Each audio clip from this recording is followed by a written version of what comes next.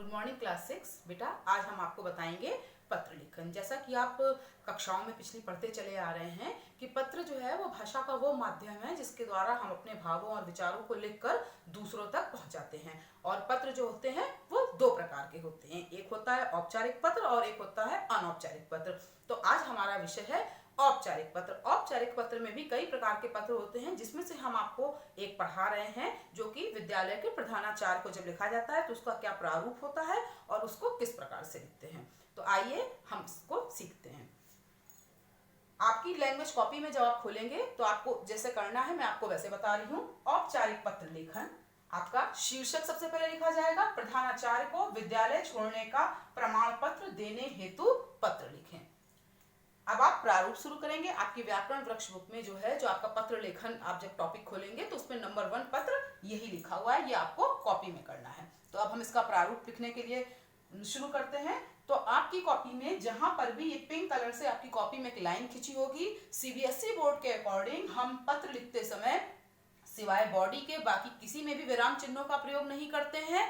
और दूसरा जो है, जो हमारी लाइन होती है उससे टच करते हुए ही हम अपने सारे अक्षर सारे शब्द लिखते हैं। तो सबसे पहले हम लिखेंगे सेवा में प्रधानाचार्य। आप किस विद्यालय में पढ़ते हैं? Tender heart school, Lucknow. उसके बाद ये मैंने रेड कलर से खींचा है, एक लाइन हम छोड़ देंगे, मैंने लिखा हुआ है उसी के अकॉर्डिंग आपको लिखना है। उसके बाद दिनांक, जिस भी दिनांक को आप लिखेंगे वो आप यहाँ पर दिनांक डालेंगे। उसके बाद एक लाइन छोड़ करके विषय, तो क्या है हमारा विषय? विद्यालय छोड़ने का प्रमाण पत्र देने हेतु प्रार्थना पत्र, यही विषय लिखा जाता है। यदि विषय आपका 2 लाइन में आएगा तो आप जो है वो जहां से आपने यहाँ से ये जो शुरू किया है अपना शब्द, उसी के नीचे से ही लिखेंगे, विषय के नीचे से इसको नहीं लिखेंगे। फिर विषय के बाद हम एक लाइन छोड़ देंगे और हम अपना पत्र शुरू करेंगे। महोदया, बिना लाइन छोड़े जस्ट उसी के नीचे से, सविनय निवेदन है कि मैं आपके विद्यालय में पढ़ने वाला कक्षा 6 का छात्र हूँ या छात्रा हूँ। मेरे पिताजी गन्ना किसान संस्थान, जिस भी कार्यालय में आपके पिता कार्यरत हो, सर्विस करते हो, आप उस भी किसी भी ऑफिस का नाम लिख सकते हैं, में कार्यरत हैं। इसी माह यानी इसी महीने उनका स्थानांतरण यानी तबादला दिल्ली कर दिया गया है, अतः हम सपरिवार 1 हफ्ते बाद दिल्ली चले जाएंगे। जहां पर भी तबादला होगा या जो भी कारण से आपको यदि छोड़ना पड़ेगा शहर, तो आप वो कारण लिखेंगे, मेंशन करेंगे। उसके बाद फिर एक लाइन छोड़ करके हम दूसरे पैराग्राफ में लिखते हैं। पत्र 3 पैराग्राफ में लिखा जाता है। पहला पैराग्राफ हमारा यहाँ पर पूरा हो गया, अनुच्छेद। अब हम दूसरे अनुच्छेद की तरफ बढ़ते हैं।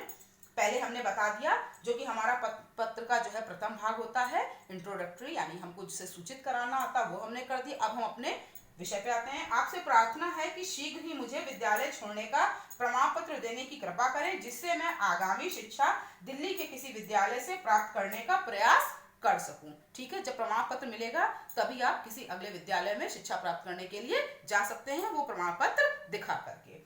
ये हमारा दूसरा पैराग्राफ, दूसरा अनुच्छेद खत्म हुआ। इसके बाद हम फिर एक लाइन छोड़ेंगे। तीसरे अनुच्छेद पे हम आते हैं। आशा है आप मेरी इस प्रार्थना को अवश्य स्वीकार करके मुझे प्रमाण पत्र देने की कृपा करेंगी। ठीक, इसके बाद फिर हमारा पत्र समाप्त हुआ, हम एक लाइन छोड़ेंगे। इसके बाद हम धन्यवाद लिखेंगे। प्रधानाचार्य को हम लिख रहे हैं तो फिर हम उनका धन्यवाद लिखेंगे। फिर एक लाइन छोड़ करके आपका आज्ञाकारी शिष्य या शिष्या, यदि लड़का है तो शिष्य और लड़की है तो शिष्या।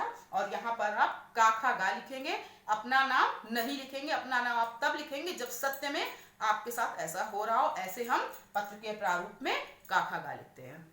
इस प्रकार से आपका ये औपचारिक पत्र लेखन पूर्ण हुआ।